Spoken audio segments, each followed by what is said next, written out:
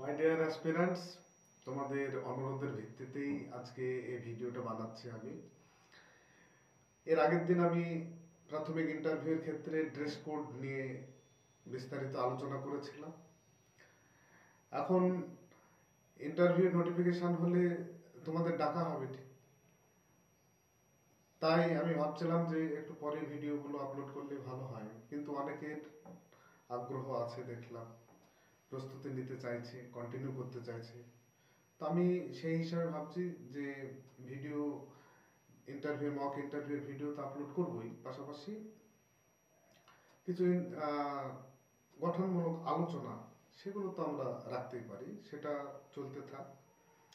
অবশ্যই যখন তোমাদের প্রয়োজন হবে তখন তোমরা ভিডিওটা দেখবে সেই সময়। তো আজকে ড্রেস কোডের পরবর্তী আলোচনায় আজকের ভিডিওতে আমি যেটা আলোচনা করতে চলেছি সেটা হলো, তোমাকে প্রথমে কি প্রশ্ন করা হবে।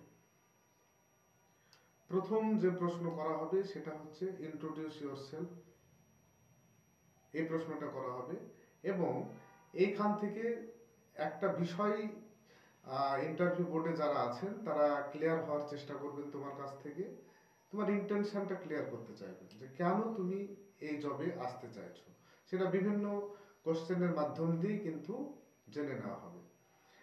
তো যারা ইন্টারভিউ নিচ্ছেন তারাও জানে যে বর্তমান যা সিচুয়েশন, তাতে অনেক হাইলি কোয়ালিফাইড ছেলে মেয়ে তারাও কিন্তু প্রাথমিক শিক্ষক বা শিক্ষিকা হওয়ার জন্যে টেট কোয়ালিফাই করেছে এবং ইন্টারভিউ দিতে আগ্রহী আছে।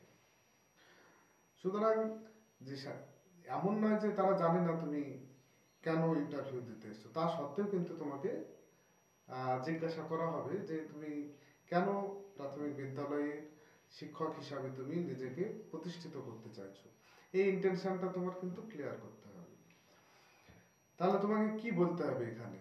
তাহলে বলা অবশ্যই উচিত, সেটা হচ্ছে যে টিচিং যে প্রফেশন, সে প্রফেশনটার প্রতি তোমার ভালো লাগা অবশ্যই জানাতে হবে। এবং বলবে যে আমি স্যার টিচিং প্রফেশনটা আমার অত্যন্ত প্রিয় একটা প্রফেশন, এবং বিশেষ করে বাচ্চাদের আমার পড়াতে খুব ভালো লাগে। সেক্ষেত্রে তোমাকে ক্রস কোশ্চেন করা হতে পারে, তাহলে তুমি যদি হাই স্কুলে পাও সেক্ষেত্রে কি করবে? তুমি তখন অবশ্যই বলবে যে স্যার হ্যাঁ, হাই স্কুলে পেলে সেক্ষেত্রেও ঠিক আছে, সেক্ষেত্রেও আমি পড়াবো, তবে সেটা তো সময় সাপেক্ষ ব্যাপার, তার জন্য আমাকে এক্সাম দিতে হবে, তার জন্য এলিজিবিলিটি ক্রাইটেরিয়া ফিল আপ করতে হবে। তো যেহেতু টিচিং এর সঙ্গে যুক্ত, সেটা প্রাথমিক হোক বা মানে উচ্চ প্রাথমিক হোক বা মাধ্যমিক হোক, যে ক্ষেত্রে হোক না কেন এই প্রফেশনটা আমার পছন্দ, এবং এর একটা পার্ট হতে পারলে নিজেকে আমি ধন্য মনে করব। তাই স্যার এই ইন্টারভিউ আমি দিতে এসেছি, ব্যাপারটা এইভাবে তোমাকে কিন্তু বোঝাতে হবে।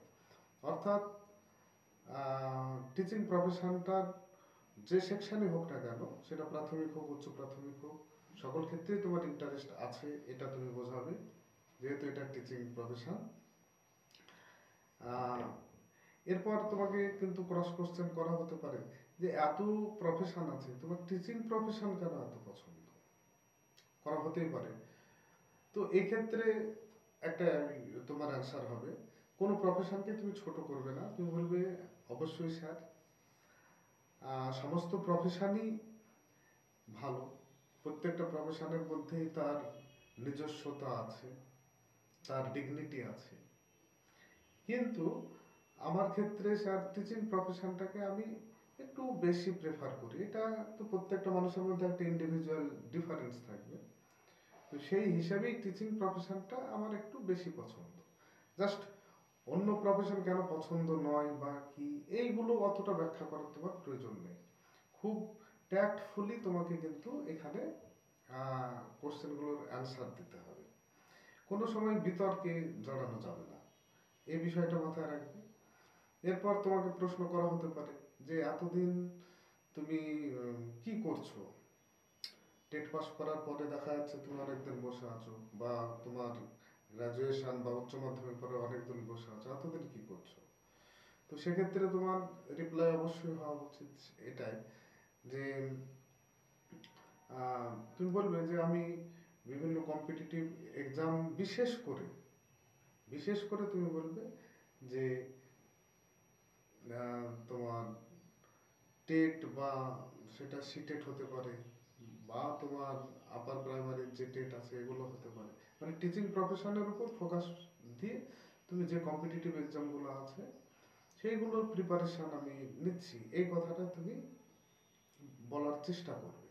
এক্ষেত্রে তুমি হতে পারে তুমি অন্যান্য কম্পিটিটিভ এক্সামও হয়তো দিচ্ছ, সেটা হতেই পারে, কিন্তু সেটাকে খুব একটা বেশি এখানে ফোকাস না করাই আমার মনে হয় বেটার। সেটা তোমরাও ভেবে দেখবে বিষয়টা। আহ, তারপরে আর কি কি এখানে কোশ্চেন করা হতে পারে, এরকম ধরো এই সেকশনের ক্ষেত্রে যে কেন তুমি এই জবে আসতে চাচ্ছ, তাহলে এই জবে আসার জন্য যে কোয়ালিটিস গুলো দরকার সেগুলো কি তোমার মধ্যে আছে? তুমি অবশ্যই, আমি এর আগের দিনও বলেছি যে কনফিডেন্স ভালো, ওভার কনফিডেন্স খুব ভালো বিষয় নয়। তুমি কনফিডেন্সটা দেখাবে, ওভার কনফিডেন্স দেখাতে যাবে না কোনো সময়। তুমি এখানে বলবে যে হ্যাঁ স্যার, আম, আমার তো মনে হয় যে এই বিষয়গুলো, এই কোয়ালিটিসগুলো আমার মধ্যে আছে। তো তোমাকে যদি পাল্টা কোশ্চেন করা হয় কি কি কোয়ালিটিস, তখন তুমি যেটা বলবে সেটা হচ্ছে একদম প্রথমে গুরুত্বপূর্ণটা আগে বলবে, তারপরেরটা পরে বলবে। এই বিষয়টা তুমি বলবে যে প্রাথমিক বিদ্যালয়ে পড়াতে গেলে বাচ্চাদের আম, যে মনস্তাত্ত্বিক যে বিষয়টা সেটা আমি খুব ভালোভাবে বুঝে, এবং সাবজেক্টিভ যে নলেজগুলো আছে সেটা হাসির ছলে, খেলার ছলে, নাটক, অভিনয়ের মাধ্যমে, আবৃত্তির মাধ্যমে বাচ্চারা যেটা পছন্দ করে সেই বিষয়গুলোর মাধ্যমে খেলার ছলে আনন্দদায়ক পদ্ধতিতে মনস্তাত্ত্বিকভাবে প্রতিটা বাচ্চাকে আমি শেখাতে পারবো। এ ধৈর্য, এ ক্ষমতা, এ মানসিকতা সবগুলোই আমার মধ্যে আছে বলে স্যার আমি মনে করি। তো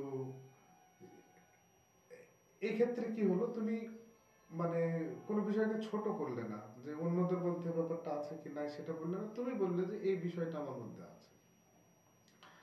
তো অ্যাকচুয়ালি এটাই তো গুরুত্বপূর্ণ, যে একটা জবের জন্য আমরা যদি সত্যিই খুব ভালোভাবে ভাবি, সেটা হচ্ছে আমাদের যারা বাচ্চারা আছে তারা হচ্ছে আগামী দিনের নাগরিক। তো আগামী দিনের এই যে নাগরিক, তারা যদি শিক্ষিত হয়, তারা যদি গঠনমূলকভাবে তাদের চরিত্রটা গড়ে উঠতে পারে, সেই মহৎ কাজে যদি আমরা তাদেরকে শিক্ষাদানের কাজে যদি নিয়োজিত হতে পারি, সত্যি এর থেকে ভালো কিছু আর হয়ে ওঠে না। আমরা আমাদেরকে বিভিন্ন প্রফেশনে আমাদের যেতে হয় ঠিকই আছে নিজের প্রয়োজনের তাগিদে, সেক্ষেত্রে যেতে হবে, নিজের ফ্যামিলি, নিজের আম, যাই হোক পরিবার, আত্মীয় স্বজন দেখভাল সব ক্ষেত্রে প্রয়োজন আছে।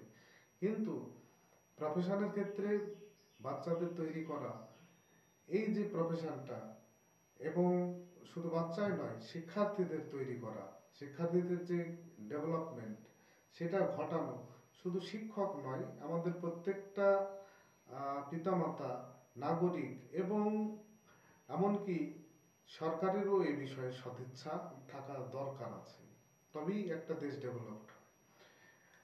আমরা দেখেছি আমাদের দেশ এগিয়ে চলছে, আমরা কখনো ভাববো না যে দেশ পিছচ্ছে।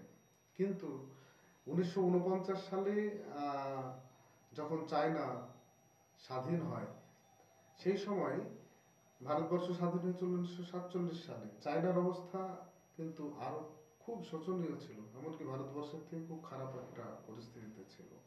তো সেই চায়না কি এমন পদ্ধতি প্রয়োগ করলো যাতে তারা এখন টেকনোলজি থেকে শুরু করে সমস্ত দিকে, অর্থনীতি সমস্ত দিকে তারা আহ, বিশ্বের প্রথম সারির দিকে এগিয়ে চলেছে।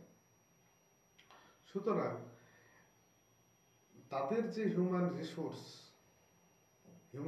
ডেভেলপমেন্টের তারা যে জোরটা দিয়েছে, আমরাও আমাদের দেশ থেকে জোর দিচ্ছি।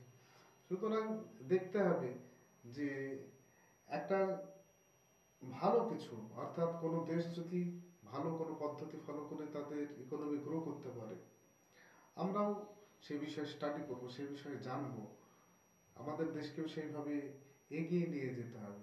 এবং এর মূল একটাই জায়গা, সেটা হচ্ছে এডুকেশন। সেটা শুরু হওয়া উচিত একদম গ্রাসরুট লেভেল থেকে, বাচ্চাদের থেকে শুরু হওয়া উচিত। এই এটা হচ্ছে আমাদের রিয়ালাইজেশনের বিষয়, উপলব্ধির বিষয়। তো যা হোক, ইন্টারভিউ তোমাকে এতটা এলাবোরেটলি ব্যাখ্যা করার প্রয়োজন নেই, বিষয়টা জানা দরকার। তোমার ইন্টেনশনটা ক্লিয়ার হওয়া থাকা দরকার যে কেন তুমি জবে আসতে চাইছো, এবং তোমার মধ্যে একটা আন্তরিকতা ভাব, যেন এটা কখনোই মনে না হয় যে ওভার অ্যাক্টিং হয়ে যাচ্ছে, যে আমার হয়তো জবটা পছন্দ না, কিন্তু কোনো একটা চাকরি হলে হয়তো আমি এসেছি। বিষয়টা তোমার চোখে মুখে যেন ব্যাপারটা এরকম ফুটে না ওঠে, সেটা আমার মনে হয় একটু নেগেটিভ হবে তোমাদের দৃষ্টিভঙ্গি, তোমাদের সেটা তোমরা ভেবে দেখবে। আমার যেটা মনে হয় যে ইন্টারভিউটা দিতে গিয়ে তোমাকে একদম ক্লিয়ারলি বোঝাতে হবে যে আমি এই জবের জন্য এলিজেবল, এবং এটা আন্তরিকভাবেই আমি চাইছি। এই বিষয়টা কিন্তু তোমাকে ফুটিয়ে তুলতে হবে। এটা ফোটানোর জন্য বা এই বিষয়টাকে প্রস্ফুটিত করার জন্য তোমার যেমন যেমন ভাবে প্রিপারেশন নেওয়া দরকার এখন থেকে নিতে থাকো। কারণ তুমি যদি ইন্টেনশন ক্লিয়ার না করতে পারো যে কেন এই জবে আসতে চাইছো, সেক্ষেত্রে একটা নেগেটিভ ব্যাপার হবে। তোমাকে এই জায়গাটা ফেস করতেই হবে, সেটা যে কোনো ইন্টারভিউর ক্ষেত্রে হোক, এই জায়গাটা ফেস তোমাকে করতেই হবে যে কেন তুমি এই জবের জন্য আসতে চাইছো। এটা প্রথমেই ফেস করতে হবে, এটা যে কোনো ইন্টারভিউ। এবং আমি অনেককে বলেছি যে তোমাকে ইন্টারভিউ আমি কিছু কমন কোশ্চেন দেবো, এর আগের বারও ভাই, তোমার কমন কোশ্চেন আবার কি করে হয়। তো আমি যেটা বলেছিলাম যে কেন তুমি জবে আসতে চাইছো এবং তোমার নিজের সম্পর্কে বলো, কি করছো। তো এই কোশ্চেনটা কমন কোশ্চেন ছিল। যারা ইন্টারভিউ দিয়ে এসছে এখন তো বর্তমানে তারা সবাই চাকরি করছে, তো সকলেই কিন্তু আমাকে একটা বিষয় বলেছিল যে স্যার কমন কোশ্চেন এসছে, আপনি কিন্তু আমরা সাজেশন কিন্তু ভালো। তো এমন কিছুই না, এটা একটা সাইকোলজিক্যাল ফ্যাক্ট। যে কোনো ইন্টারভিউ তোমাকে এটা প্রথম অবশ্যই প্রশ্ন করা হবে যে কেন তুমি এই জবটায় আসতে চাইছো। তো আজকের এই ভিডিওতে আমি যেটা তোমাদের বলতে চাইছি, first make your intention clear, that why, কেন কেন তুমি এই জবটাকে প্রেফার করছো। সুন্দরভাবে এটাকে তোমাকে কিন্তু বানিয়ে রাখতে হবে, এখন থেকেই বানিয়ে রাখো বিষয়টা। যবে ইন্টারভিউ হবে তবে দেবে, এবং তোমাদের ইন্টারভিউ ভালো হবে এই আশা রেখেই আজকের ভিডিও শেষ করছি। নেক্সট যে ইন্টারভিউ, নেক্সট যে ভিডিও আমি বানাবো, সেক্ষেত্রে আরও একটা কোনো টপিক আমি এখানে তুলে ধরার চেষ্টা করব। তো যাই হোক, ধন্যবাদ, সকলে ভালো থাকো।